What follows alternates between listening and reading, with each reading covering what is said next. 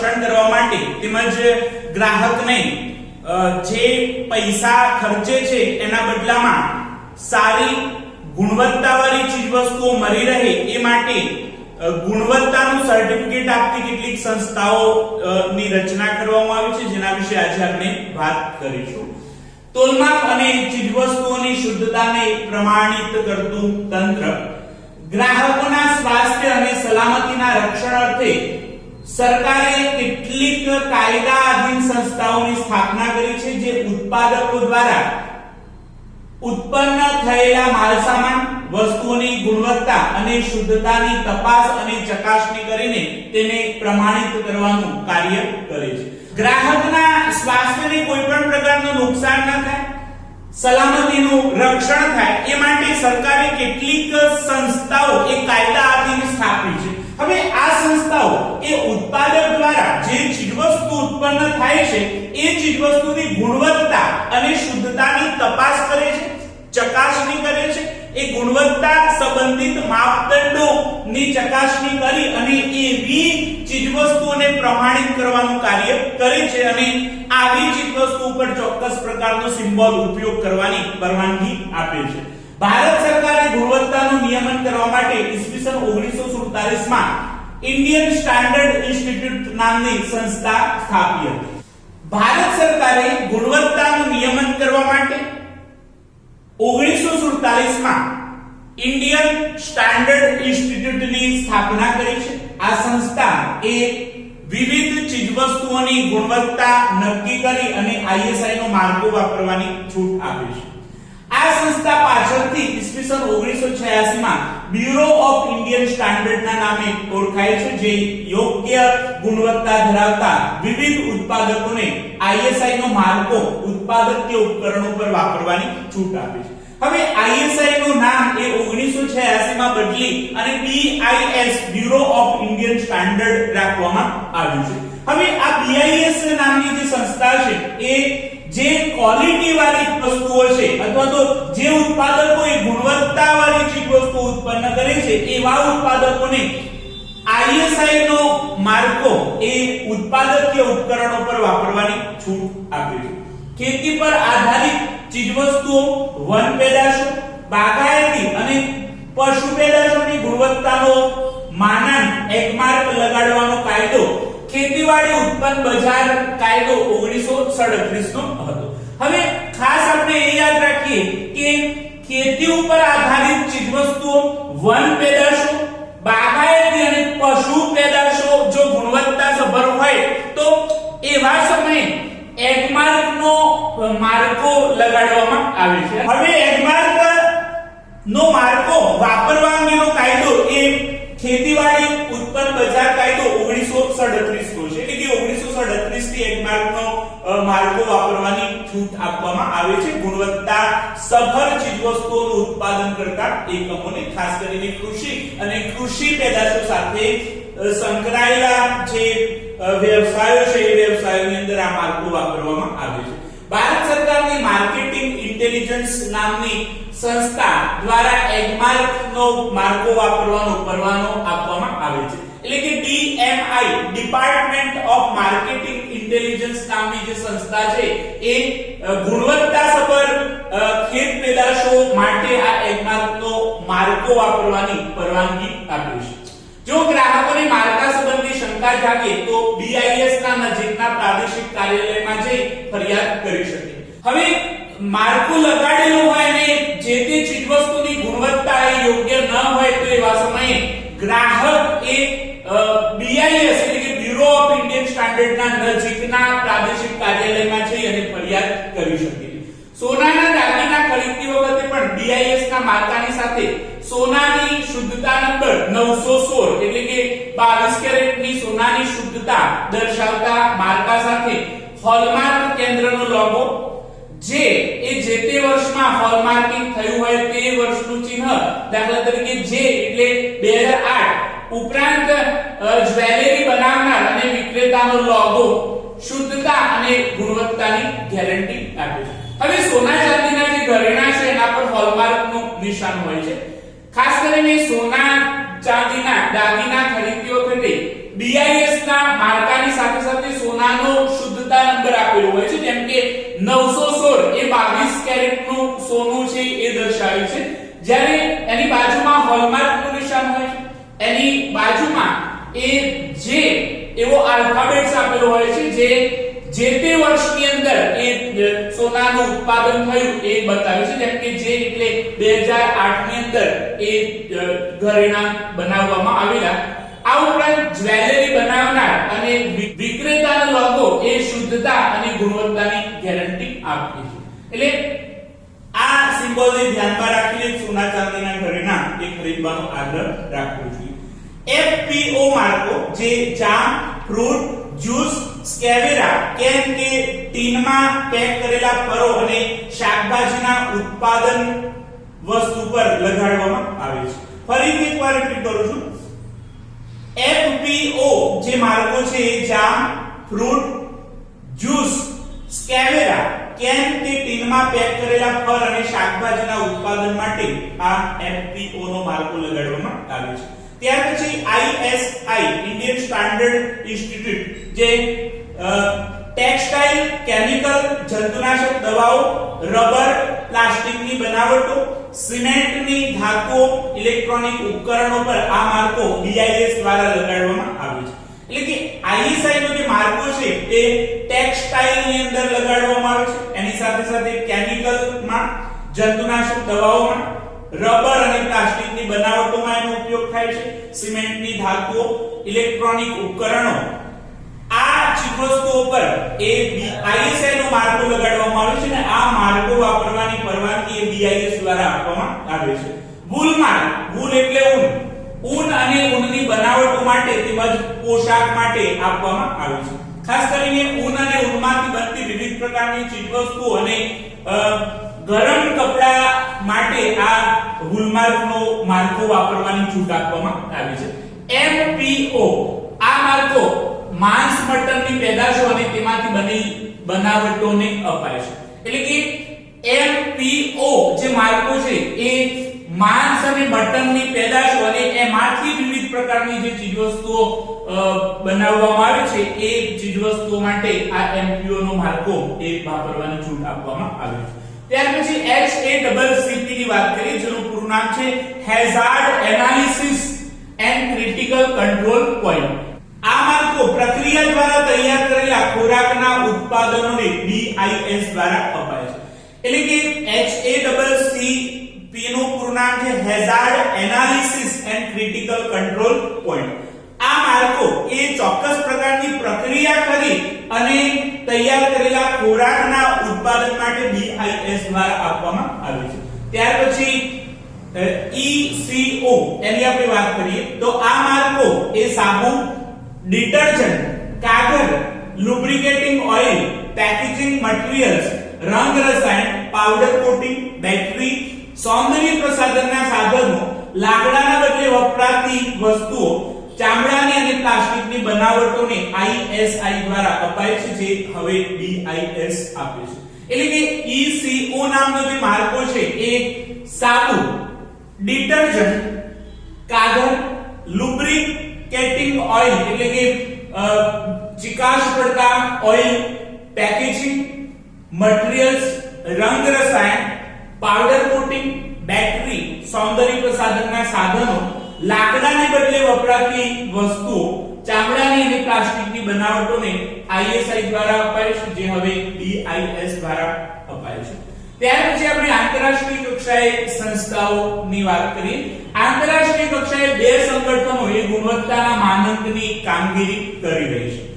એમાં સૌથી પહેલા નંબરમાં આપણે ISO એના વિશે વાત કરીએ. ISO નું પૂરું નામ છે ઇન્ડિયન સ્ટાન્ડર્ડાઇઝેશન ઓર્ગેનાઇઝેશન.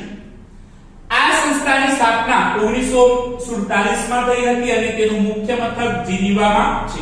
ફરીથી એકવાર રિપીટ કરું છું. ISO નું પૂરું નામ ઇન્ટરનેશનલ સ્ટાન્ડર્ડાઇઝેશન ઓર્ગેનાઇઝેશન છે. આની સ્થાપના 1947 માં થયેલી અને એનું મુખ્ય મથક એ જીનીવા છે. આ સંસ્થાનું કાર્ય આંતરરાષ્ટ્રીય સમજૂતી અનુસાર આંતરરાષ્ટ્રીય ગુણવત્તાનું પ્રમાણપત્ર એ ઉત્પાદનના એકમોને તથા સંસ્થાઓને આપવામાં આવે છે. એટલે કે આ સંસ્થાનું કાર્ય એ આંતરરાષ્ટ્રીય જે સમજૂતી થઈ છે એ સમજૂતી અનુસાર ઉત્પાદનના એકમો અને જે સંસ્થાઓ એવી છે કે જે ગુણવત્તાસભર છે તો એવી સંસ્થાઓને ગુણવત્તાનું પ્રમાણપત્ર આપવાનું કાર્ય કરે છે.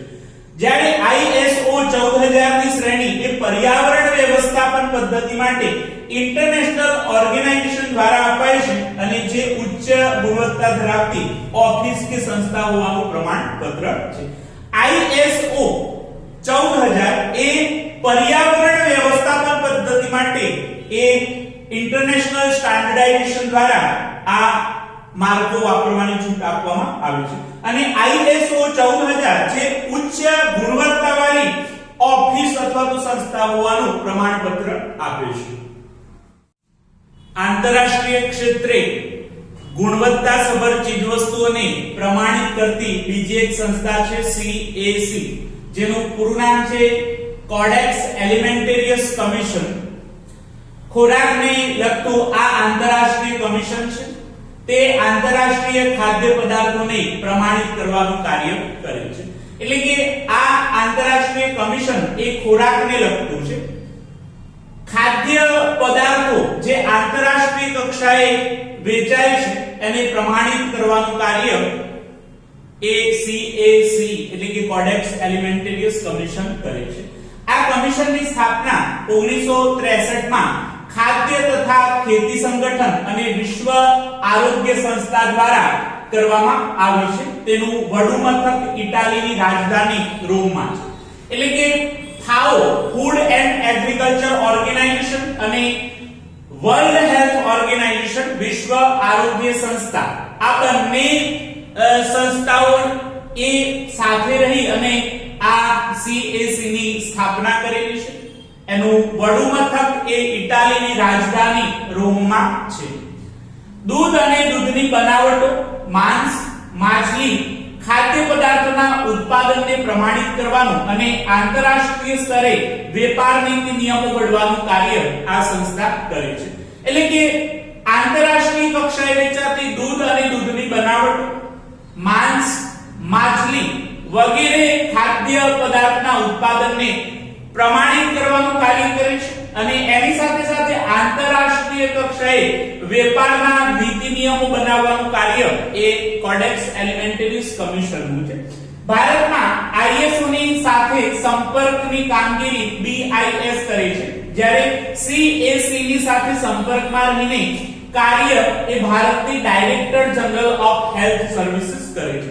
એટલે કે ઇન્ટરનેશનલ સ્ટાન્ડર્ડાઇઝેશન ઓર્ગેનાઇઝેશન ની સાથે BIS એટલે કે bureau of Indian standard A એકબીજાના સંપર્કમાં રહી અને કાર્ય કરે છે, જ્યારે CAC ની સાથે director general of health services કાર્યરત હોય છે.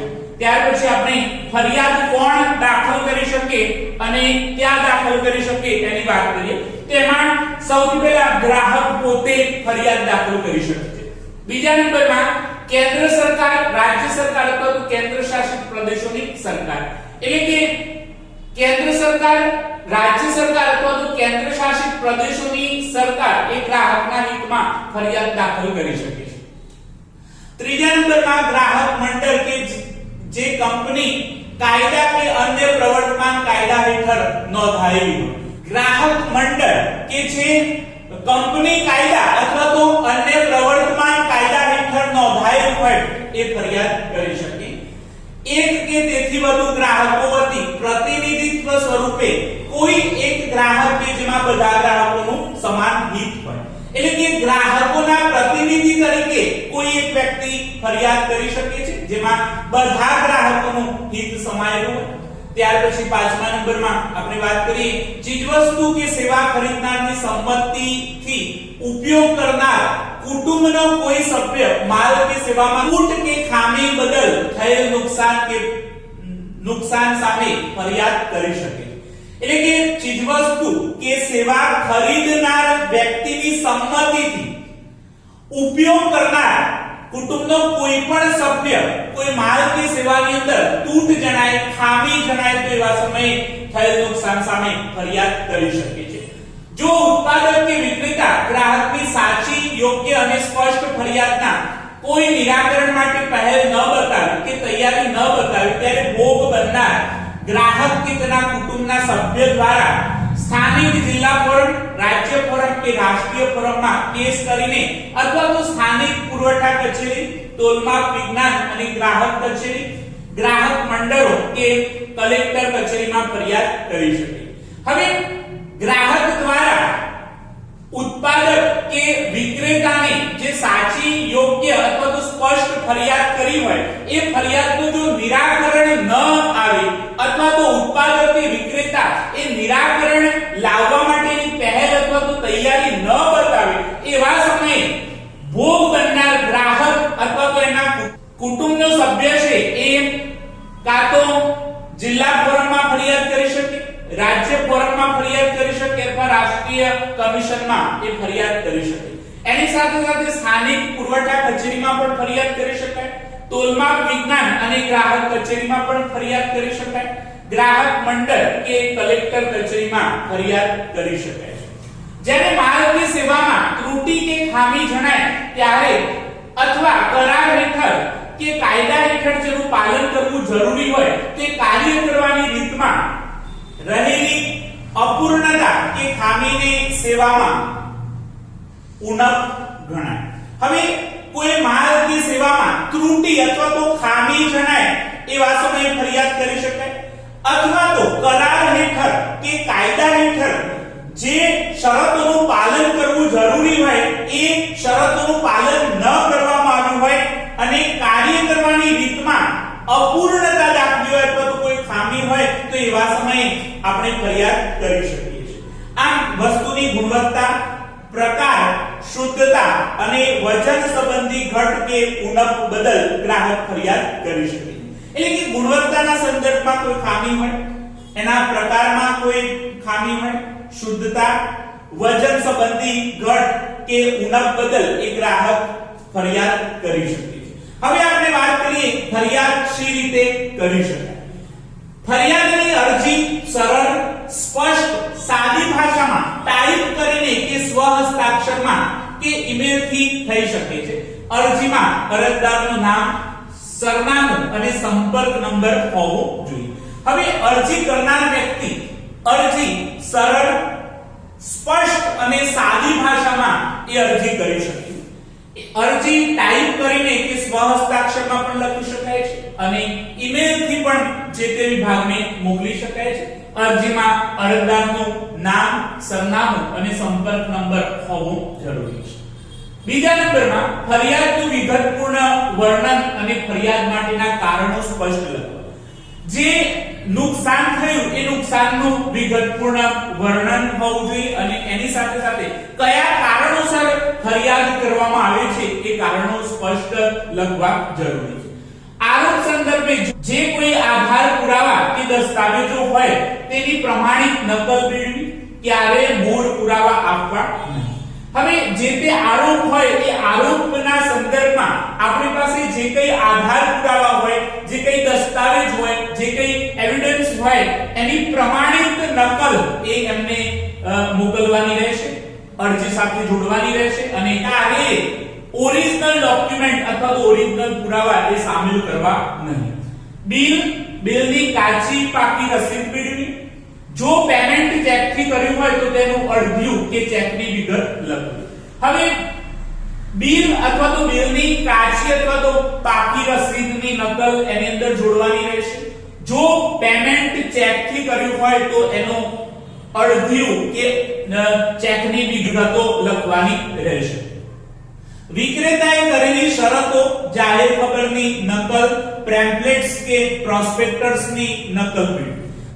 હવે વિક્રેતાએ કરેલી શરતો જે જાહેર ખબરમાં આપેલી હોય એ જાહેર ખબરની નકલ, પેમ્ફલેટ્સ અથવા તો પ્રોસ્પેક્ટસની નકલ પણ એક આધાર પુરાવા તરીકે જોડવાની રહેશે. અરજી સાથે માંગેલ વળતરના દાવાની રકમ અનુસાર નિયમ મુજબ ફી ભરેથી જે તે ગ્રાહક ફોરમમાં ફરિયાદ દાખલ થઈ શકે. હવે અરજી કરી એ અરજીની અંદર જે વળતરનો દાવો હોય એના અનુસંધાનમાં નિયમ મુજબની ફી ભરી અને ગ્રાહક ફોરમની અંદર આપણે ફરિયાદ કરી શકીએ છીએ.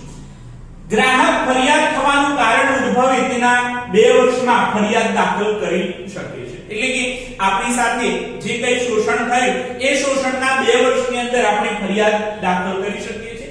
2 વર્ષ પછી ફરિયાદ દાખલ કરી શકાતી નથી. કોઈ પણ ગ્રાહક સંબંધી ફરિયાદ કરવા કે કાયદા અંગેની વિશેષ માહિતી મેળવવા માટે ગુજરાત રાજ્યની હેલ્પલાઇન ટોલ ફ્રી નંબર 18-233-0222 અને રાષ્ટ્રીય હેલ્પલાઇન 18-114-000 ઉપરથી માહિતી મેળવી શકે. એટલે કે ગ્રાહક સંબંધી ફરિયાદ અંગે કોઈ માર્ગદર્શન જોઈતું હોય અથવા તો કાયદા અંગેની કોઈ વિશિષ્ટ જાણકારી મેળવવી હોય તો એના માટે હેલ્પલાઇન ટોલ ફ્રી નંબર આપવામાં આવ્યો છે, જેમાં ગુજરાતમાં 18-233-0222 હેલ્પલાઇન નંબર છે અને રાષ્ટ્રીય કક્ષાએ કોઈ માહિતી મેળવવી હોય તો માર્ગદર્શનની જરૂર હોય એવા સમયે 18-114-000 એના ઉપરથી માહિતી અને માર્ગદર્શન મેળવી શકાય છે. આપણે તોલમાપ અને ચીજવસ્તુઓની શુદ્ધતાને પ્રમાણિત કરતા તંત્ર વિશે વાત કરી. ફરીથી આપણે એકવાર પુનરાવર્તન કરીએ. ગ્રાહકોના સ્વાસ્થ્ય અને સલામતીના રક્ષણાર્થે સરકારે કેટલીક કાયદાધીન સંસ્થાઓની સ્થાપના કરી છે, જે ઉત્પાદકો દ્વારા ઉત્પન્ન થયેલા માલસામાન વસ્તુઓની ગુણવત્તા અને શુદ્ધતાની તપાસ અને ચકાસણી કરી તેને પ્રમાણિત કરવાનું કાર્ય કરે છે. ભારત સરકારે ગુણવત્તાનું નિયમન કરવા માટે ઈસવીસન 1947 માં ઇન્ડિયન સ્ટાન્ડર્ડ ઇન્સ્ટિટ્યૂટ નામની સંસ્થાની સ્થાપના કરી હતી. આ સંસ્થા પાછળથી ઈસવીસન 1986 માં બ્યુરો ઓફ ઇન્ડિયન સ્ટાન્ડર્ડના નામે ઓળખાય છે, જે યોગ્ય ગુણવત્તા ધરાવતા વિવિધ ઉત્પાદકોને આઈએસઆઈ માર્કો ઉત્પાદકીય ઉપકરણો પર વાપરવાની છૂટ આપે છે. ખેતી પર આધારિત ચીજવસ્તુઓ, વન પેદાશો, બાગાયતી અને પશુ પેદાશોની ગુણવત્તાનો માનાંક એગમાર્ક લગાડવાનો કાયદો એ ખેતીવાડી ઉત્પન્ન બજાર કાયદો 1937 નો હતો. ભારત સરકારની માર્કેટિંગ ઇન્ટેલિજન્સ નામની સંસ્થા દ્વારા એગમાર્કનો માર્કો વાપરવાની પરવાનગી આપવામાં આવી છે. જો ગ્રાહકોને માર્કા સંબંધી શંકા જાગે તો BIS ના નજીકના પ્રાદેશિક કાર્યાલયમાં જઈ ફરિયાદ કરી શકે છે. સોનાના દાગીના ખરીદતી વખતે પણ BIS ના માર્કાની સાથે સોનાનો શુદ્ધતા નંબર 916 એટલે કે 22 કેરેટ સોનાની શુદ્ધતા દર્શાવતા માર્કા સાથે હોલમાર્ક કેન્દ્રનો લોગો, જે એટલે કે જે તે વર્ષમાં હોલમાર્કિંગ થયું તે વર્ષનું ચિહ્ન, દાખલા તરીકે જે એટલે 2008 ઉપરાંત જ્વેલરી બનાવનાર અને વિક્રેતાનો લોગો શુદ્ધતા અને ગુણવત્તાની ગેરંટી આપે છે. FPO માર્કા વિશે આપણે વાત કરી કે જામ, ફ્રૂટ, જ્યુસ, સ્કેવેરા કેન કે ટીનમાં પેક કરેલા ફળ અને શાકભાજીના ઉત્પાદન વસ્તુ પર લગાડવામાં આવે છે. ISI વિશે આપણે વાત કરી કે ટેક્સટાઇલ, કેમિકલ, જંતુનાશક દવાઓ, રબર, પ્લાસ્ટિકની બનાવટો, સિમેન્ટની ધાતુઓ, ઇલેક્ટ્રોનિક ઉપકરણો પર આ માર્કો BIS દ્વારા લગાડવામાં આવે છે. વૂલમાર્ક વિશે આપણે વાત કરી કે ઊન અને ઊનની બનાવટો માટે તેમજ પોશાક માટે આપવામાં આવે છે. MPO આ માર્કો એ માંસ અને માંસની પેદાશો તેમજ તેમાંથી બનતી બનાવટોને અપાય છે. HACCP hazard analysis and critical control point આ માર્કો એ પ્રક્રિયા દ્વારા તૈયાર કરેલા ખોરાકના ઉત્પાદનોને BIS દ્વારા અપાય છે. ઇકો વિશે આપણે વાત કરી કે આ માર્કો એ સાબુ, ડિટર્જન્ટ, કાગળ, લુબ્રિકેટિંગ ઓઇલ, પેકેજિંગ મટીરીયલ્સ, રંગ રસાયણ, પાવડર કોટિંગ, બેટરી, સૌંદર્ય પ્રસાધનના સાધનો, લાકડાના બદલે વપરાતી વસ્તુઓ, ચામડાની અને પ્લાસ્ટિકની બનાવટોને ISI દ્વારા અપાય છે, જે હવે BIS આપે છે. આંતરરાષ્ટ્રીય કક્ષાએ સંસ્થાઓની આપણે વાત કરી. બે સંગઠનો જે ગુણવત્તા અને માનાંકની કામગીરી કરી રહી છે, જેમાં આપણે ISO વિશે વાત કરી. ઇન્ટરનેશનલ સ્ટાન્ડર્ડાઇઝેશન ઓર્ગેનાઇઝેશન એનું પૂરું નામ છે. આ સંસ્થાની સ્થાપના 1947 માં થઈ હતી. એનું મુખ્ય મથક એ સ્વિટ્ઝરલેન્ડનું જીનીવા છે. આ સંસ્થાનું કાર્ય આંતરરાષ્ટ્રીય સમજૂતી અનુસાર આંતરરાષ્ટ્રીય ગુણવત્તાનું પ્રમાણપત્ર ઉત્પાદક એકમોને તથા સંસ્થાઓને આપવામાં આવે છે. જ્યારે ISO 14000 શ્રેણી એ પર્યાવરણ વ્યવસ્થાપન પદ્ધતિ માટે ઇન્ટરનેશનલ ઓર્ગેનાઇઝેશન દ્વારા અપાય છે, જે ઉચ્ચ ગુણવત્તા ધરાવતી ઓફિસ કે સંસ્થાઓ હોવાનું પ્રમાણપત્ર છે. આપણે CAC એટલે કે કોડેક્સ એલિમેન્ટરીસ કમિશન ની વાત કરી. ખોરાકને લગતું આ આંતરરાષ્ટ્રીય કમિશન છે. તે આંતરરાષ્ટ્રીય ખાદ્ય પદાર્થોને પ્રમાણિત કરવાનું કાર્ય કરે છે. આ કમિશનની સ્થાપના 1963 માં ખાદ્ય તથા ખેતી સંગઠન અને વિશ્વ આરોગ્ય સંસ્થા દ્વારા કરવામાં આવી છે. તેનું વડું મથક ઇટાલીની રાજધાની રોમમાં છે.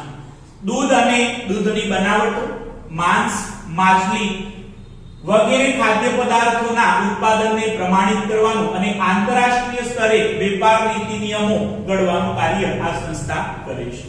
ભારતમાં ISO સાથે સંપર્કની કામગીરી BIS કરે છે, જ્યારે CAC સાથે સંપર્કમાં રહીને કાર્ય ભારતની director general of health services કરે છે. ફરિયાદ કોણ દાખલ કરી શકે અને ક્યાં દાખલ કરી શકે એની આપણે વાત કરી.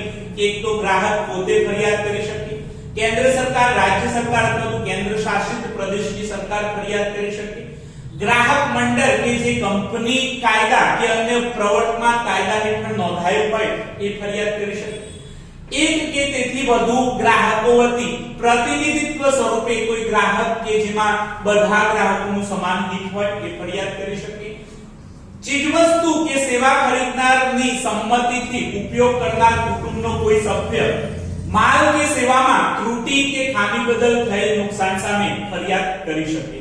જો ઉત્પાદક કે વિક્રેતા ગ્રાહકની સાચી, યોગ્ય અને સ્પષ્ટ ફરિયાદના કોઈ નિરાકરણ માટે પહેલ ન બતાવે કે તૈયારી ન બતાવે, ત્યારે ભોગ બનનાર ગ્રાહક કે તેના કુટુંબના સભ્ય દ્વારા સ્થાનિક જિલ્લા ફોરમ, રાજ્ય ફોરમ, રાષ્ટ્રીય કમિશન, સ્થાનિક પુરવઠા કચેરી, તોલમાપ વિજ્ઞાન અને ગ્રાહક કચેરી, ગ્રાહક મંડળ કે કલેક્ટર કચેરીમાં ફરિયાદ કરી શકે છે.